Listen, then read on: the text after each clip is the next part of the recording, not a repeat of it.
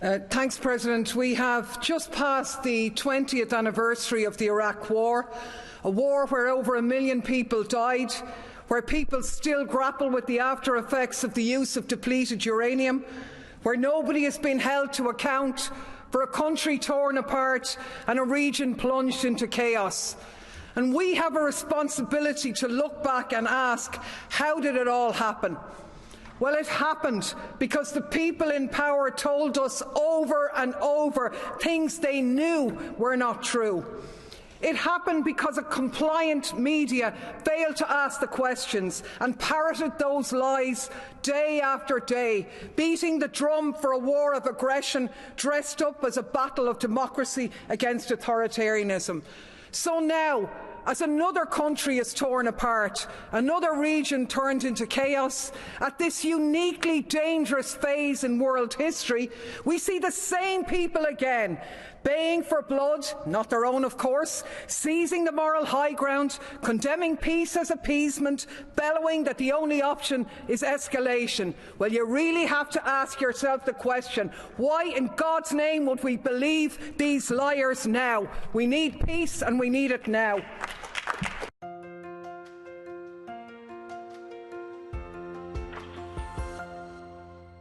Hello everybody, this is Pascal from Neutrality Studies with the third installment of the monthly daily, this time for the month of March, where Clare Daly, as you already heard, speaks again about the war in Ukraine, and she has a lot to say about the hypocrisy of the West and the failings of Europe more generally. Please enjoy. The European External Action Services under the title A Stronger EU in the World, when the truth is that the world, particularly the places where the majority of the world's population live outside the global north, are shaking their heads in disbelief at the weakness of the European Union and its subservience to US empire, even when it's blatantly against our own interests. Instead of championing peace in Europe, overcoming differences and difficulties through dialogue and diplomacy, we've acted as a pawn for NATO, captured by the military-industrial complex, imposing sanctions, and now we have an energy crisis, a cost of living crisis, an angrier nuclear power on our doorsteps, and the Inflation Reduction Act. If we want to be stronger, stop playing US war games. Stop antagonising our trading partners. Stop interfering and trying to have regime change in countries we don't like. Stop robbing the global south. They're not going to take your colonialism anymore. If you want to be stronger, stand up for international law, for UN principles, multilateralism. In other words, the opposite of what you're doing now. Thanks, President. Moldova is dealing with an extremely sensitive situation.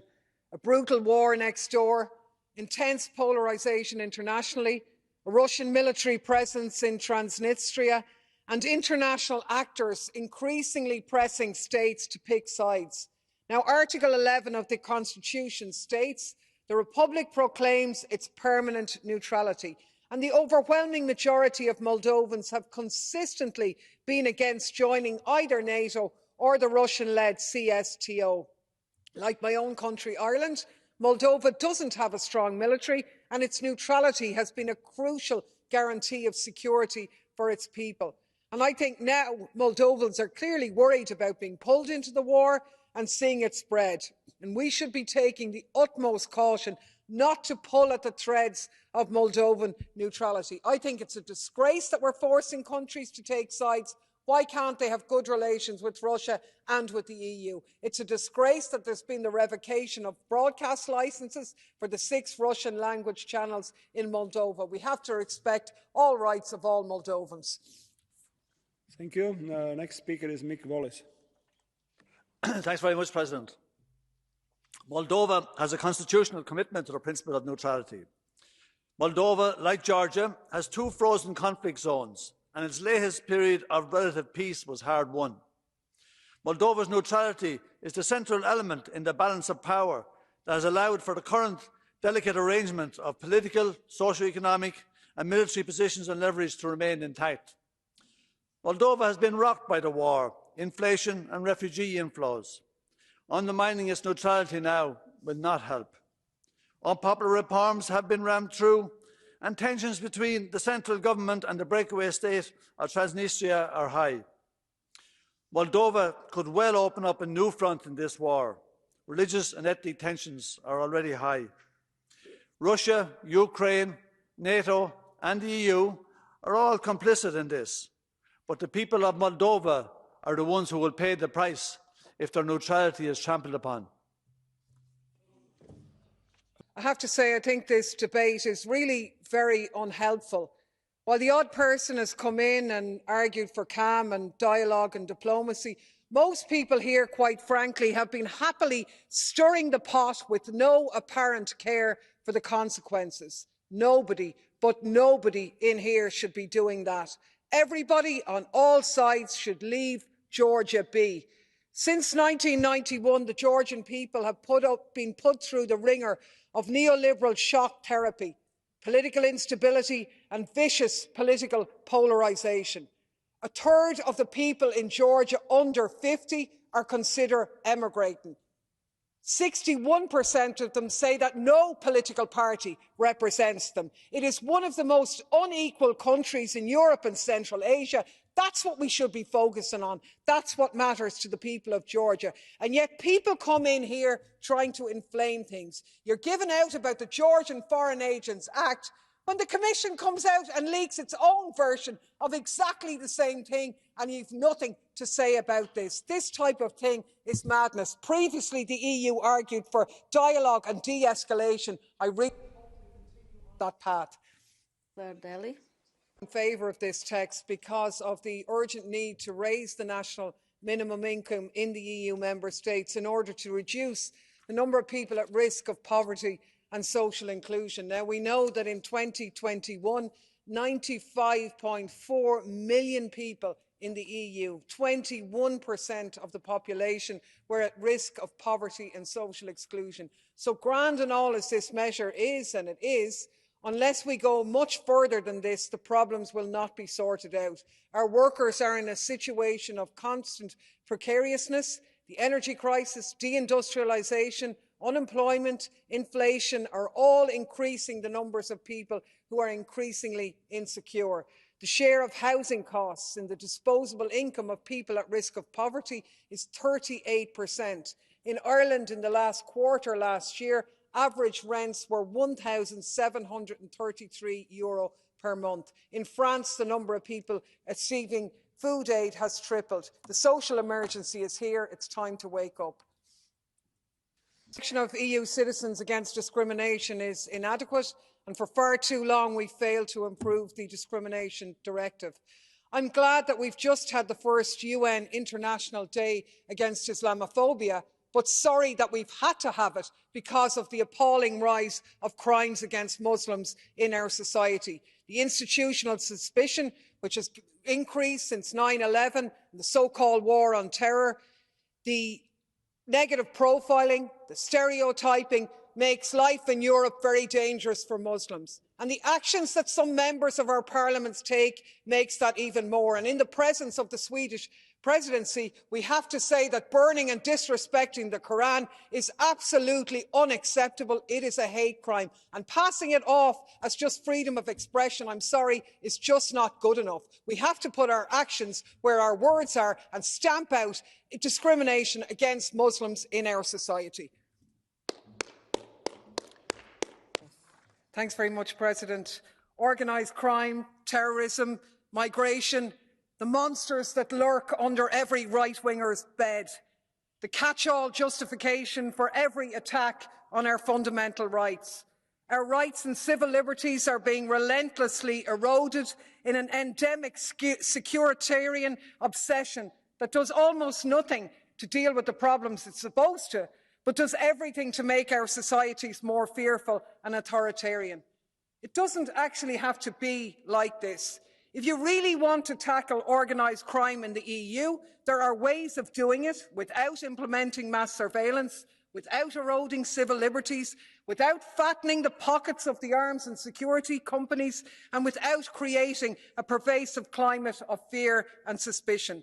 First step, if you were really serious, drug decriminalisation as a first step to dealing towards full legalisation. At the same time, you'd provide safe and legal pathways for people to come to Europe, work here in the regular economy. It might sound simple, but I can guarantee you it would be effective. Thanks, President. This debate is happening against the backdrop of the deaths of 74 people off the coast of Italy last month. Half of the dead were children, 30 are still missing. It's against the backdrop of the ongoing criminal trials of rescue workers and innocent refugees for helping people to safety. It's against the backdrop of the new Italian regulations that tighten the noose around the civilian search and rescue operations who've stepped into the breach since the EU shamefully walked away from its legal obligations to save lives at sea. It's against the backdrop of illegal pushbacks, violence, torture and thousands of deaths. It's against the backdrop of Gary Lineker being suspended from his job as a broadcaster for expressing solidarity with refugees. My God, what a grim backdrop. So can we please get real and change the narrative? The people coming to the EU from outside its borders are an asset, not a threat. Europe can wake up to that fact or stay in its savage and ever more authoritarian death trap. I hope for the first, but fear for the second. Listening to the cheerleading in here, safe and secure, thousands of miles away from the front lines, I think it would be a useful exercise for us to remind ourselves about what ordinary Ukrainians are experiencing. The Economist reports of forced recruitment across the country.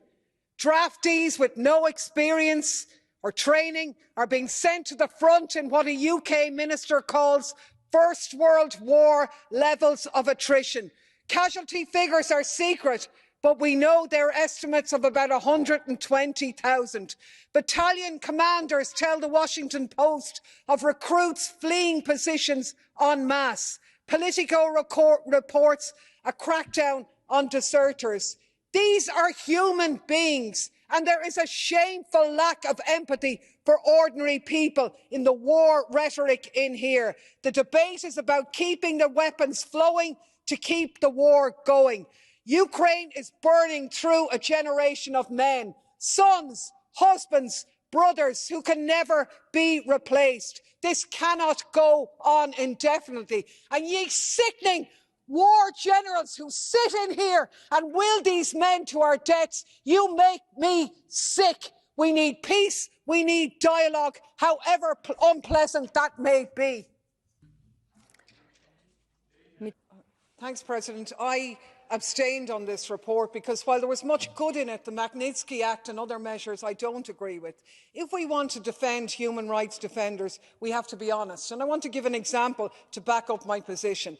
Last night in here we had a discussion on the reports of hundreds of girls suffering respiratory problems and temporary paralysis in schools across Iran, which of course is deeply concerning. Targeting children for any reason is unimaginable and inexcusable, and I'm very glad that the government of Iran has initiated an investigation. I expect that to be transparent. But every time we take up these issues, we should be mindful of the impact on human rights defenders and the people we claim that we are defending, because by constantly seizing on every development in Iran to press for regime change, we're hurting the people we say we stand by. We are trying to intervene in a negative way in that sense, and I find it a bit of a cheek for people in here to feign concern about women and girls in Iran when they're dying as a result of the sanctions that we are imposing on them.